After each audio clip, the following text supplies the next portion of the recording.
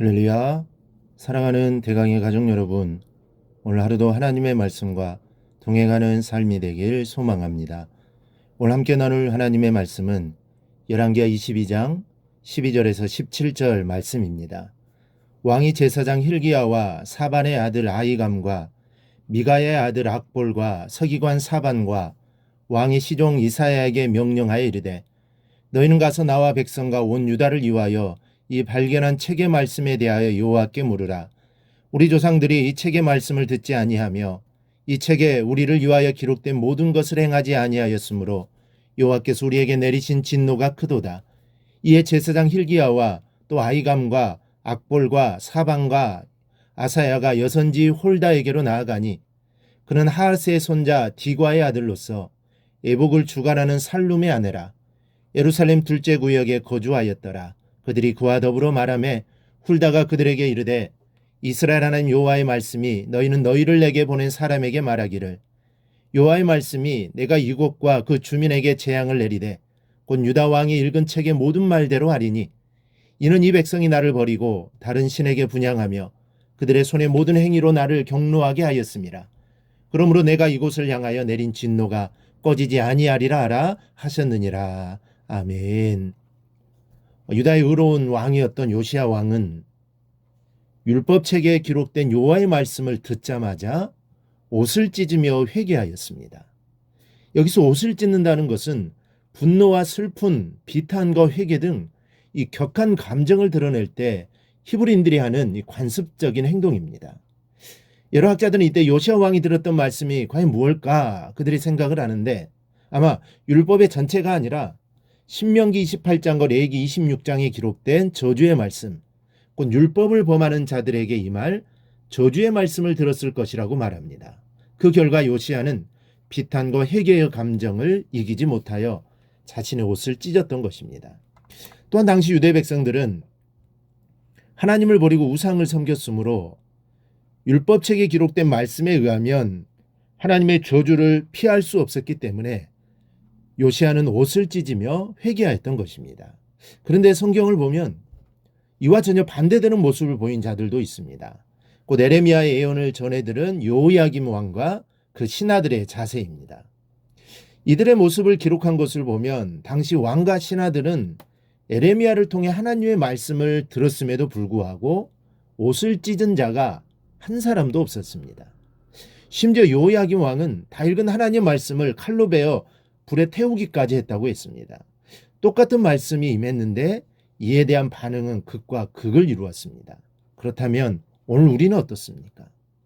우리는 강단을 통해 들려지는 하나님의 말씀을 듣고도 아무런 느낌이나 감동, 아픔이 없습니까? 그렇다면 우리 영혼이 병들었다는 증거임을 알고 스스로 깊이 반성하는 일을 잊지 말아야 할 것입니다.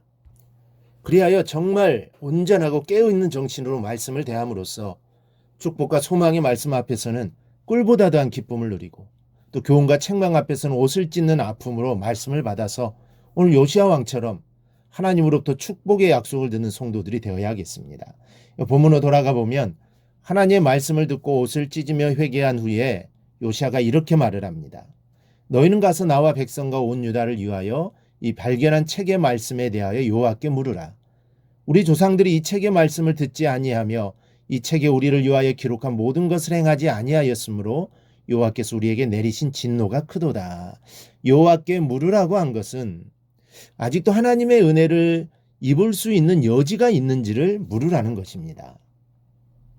즉 지금이라도 회개하면 하나님의 진노가 거두어지고 용서함을 받을 수 있는지를 알고 싶은 것이었습니다. 그래서 왕명을 받은 제사장 일행은 여선지자 훌다를 찾아갑니다. 훌다가 제사장들에게 이렇게 말합니다. 여호와의 말씀이 내가 이곳과 그 주민에게 재앙을 내리되 곧 유다 왕이 읽은 책의 모든 말대로 하리니, 이는 이 백성이 나를 버리고 다른 신에게 분향하며 그들의 손의 모든 행위로 나를 경노하게 하였습니다.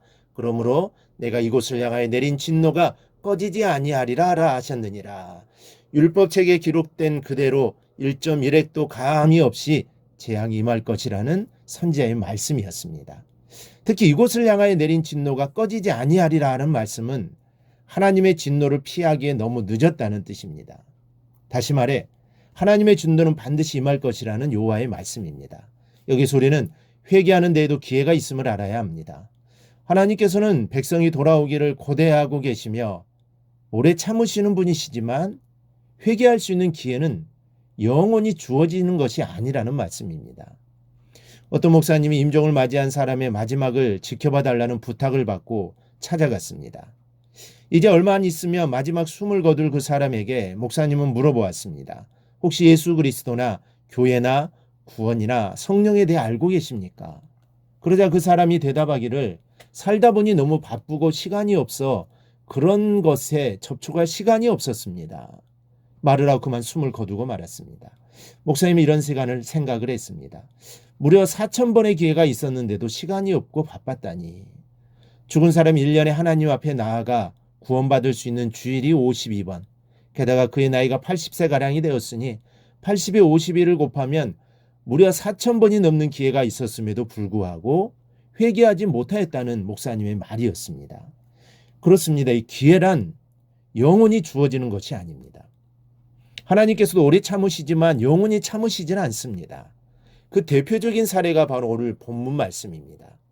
요시아 왕이 옷을 찢고 종교 개혁을 일으켰으나 하나님의 진노는 피할 수가 없었던 것입니다. 이곳을 향하여 내린 진노가 꺼지지 아니하리라. 유다 왕이 읽은 책의 모든 말대로 되리라.